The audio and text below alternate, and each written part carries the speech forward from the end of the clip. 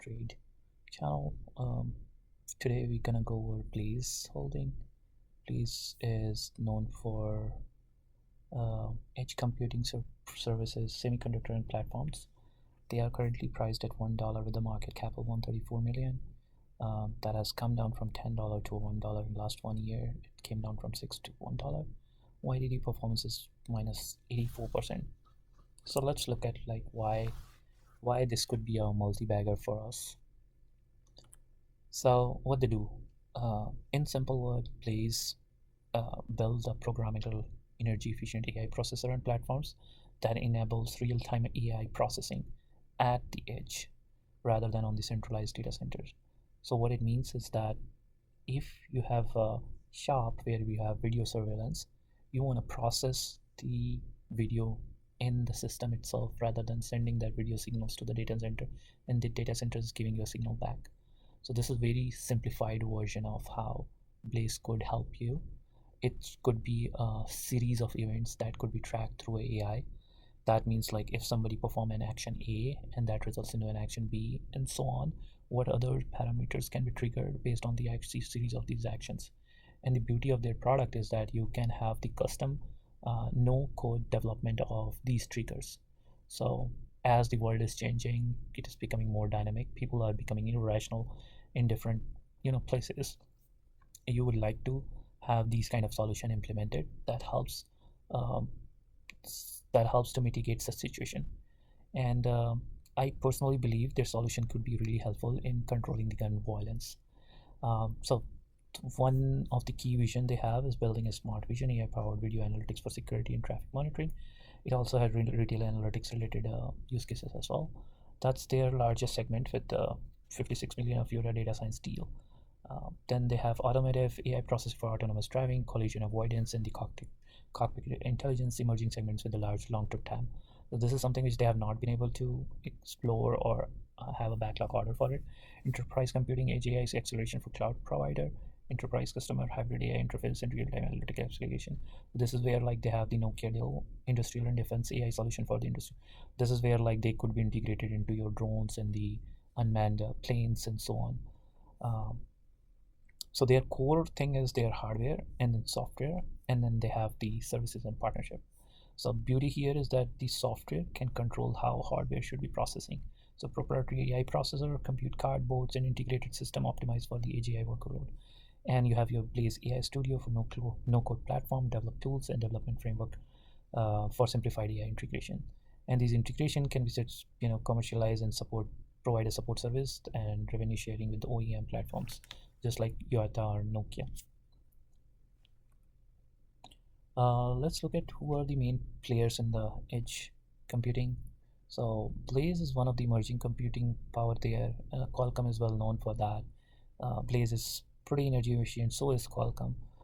When it comes to programmatically, like that's where like the Blaize has some edge, where Nvidia is coming up every day with another chip and another platform on top of these chips. So obviously like a huge risk that Nvidia can kick them out. Software platform, Blaize has pretty good software platform scale.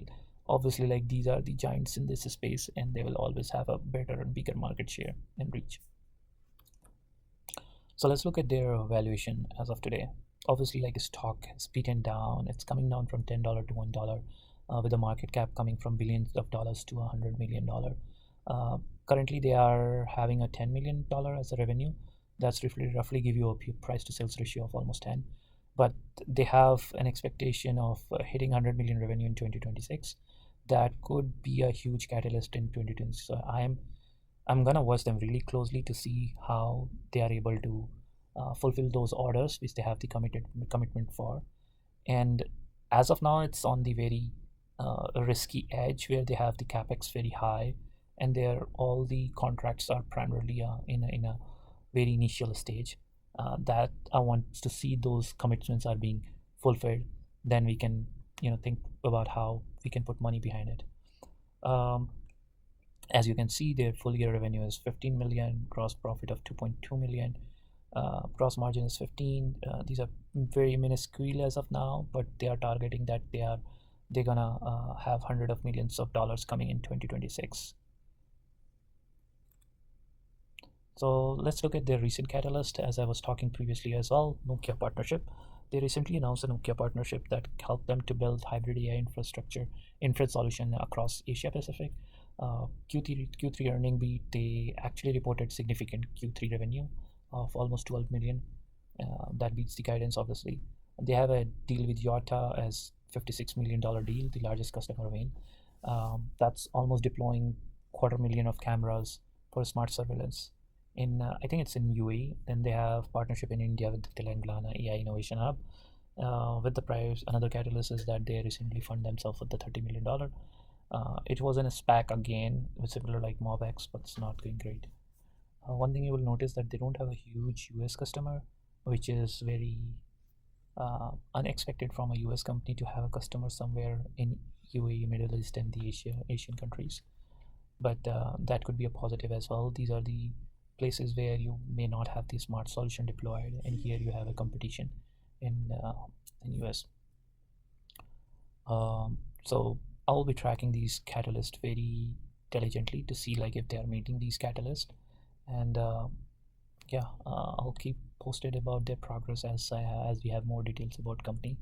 Another interesting that I wanted to highlight is their leadership. Both two of the main leaders, that Dinakar Munagala and Satyaki Puneru, both are coming from really technical semiconductor background. They are having the architecture in Intel before before coming up with their own venture on semiconductor space. So it's very interesting to see. One thing that is missing in this team is the one who can scale the solution, build the sales pipeline, build the relationship. So that's the gap I'm seeing in their leadership. And that's where like their solution is great. They have the orders coming in. There is a demand. There is a scope for it. But can they fulfill that orders? Can they maintain the growth they are expecting in 2026? So we'll keep an eye on it. Overall company overview, the product is great, so I valued it at 7. Valuation is pretty discounted as of now. If you want to put like few bucks there, that's okay, but I will not put more than a grand on it. And because this is not going to be like a 100x opportunity, it's a hardware thing with a limited scope, which is primarily able to sell to Asia and Middle East countries. So I'm not sure whether the solution is adaptable in US and Europe.